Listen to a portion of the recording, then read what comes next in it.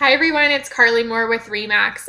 Today I wanted to talk about 4 tips I had about what not to do when you're trying to sell your home. So the first one, when you're trying to sell your home, don't price your house higher than a comparable unit or a comparable home is listed for in your neighborhood. So for example, if you live in a condo townhouse complex and there is a condo townhouse for sale that has been up for sale for, let's just say, a week and it hasn't sold yet, I would not suggest to my clients at that point that they should then price their condo townhouse for more than that condo townhouse is listed for.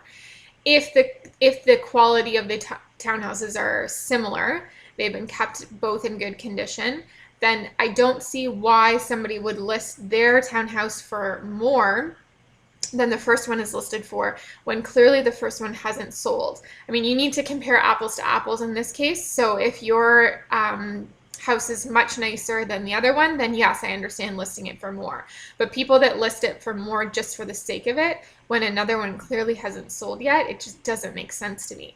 The second one, and we see this quite a bit, is that people don't put up photos. So I don't know in every situation whether it's just the agent doesn't bother to do photos of the property or if maybe the seller feels very strongly about not having photos put up of their property.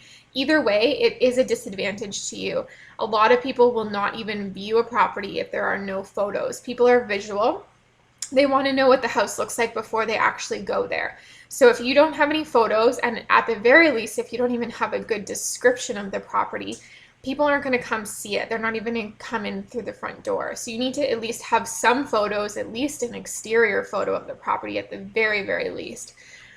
Third, the commission. And I know it might sound a little tacky to even discuss this, but we are seeing more and more where agents and sellers are not offering a full commission. So the standard commission, or what most people offer, is 2.5%. So we're seeing a lot more now where sellers are offering less than 2.5% to the cooperating agent, which is the agent bringing the buyer.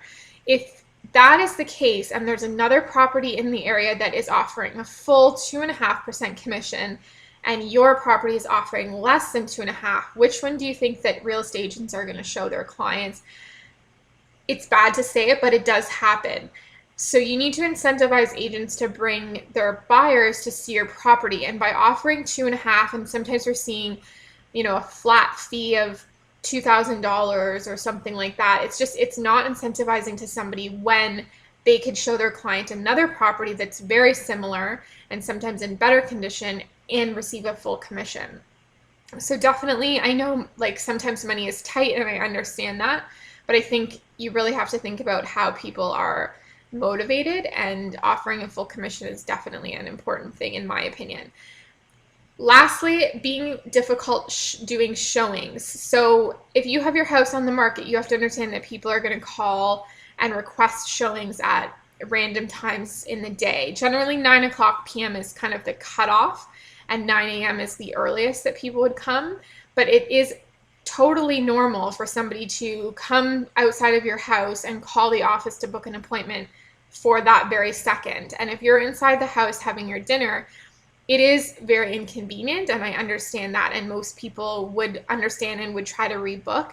But there's some people that come in from out of town or have crazy work schedules, so they need that last minute showing. So as the sellers, it's important that you would be flexible, or do your best to be flexible to work around other people's schedules when they want to see your house. Because ultimately, if you do want to sell it, then you want people to be able to come in easily and see your property. So these are just 4 random things that were going through my head this morning, because I've seen all 4 of these take place fairly recently. And I think that sellers deserve to be told the truth about what they are doing that could possibly be inhibiting them from selling their house quickly, and selling their house for top dollar.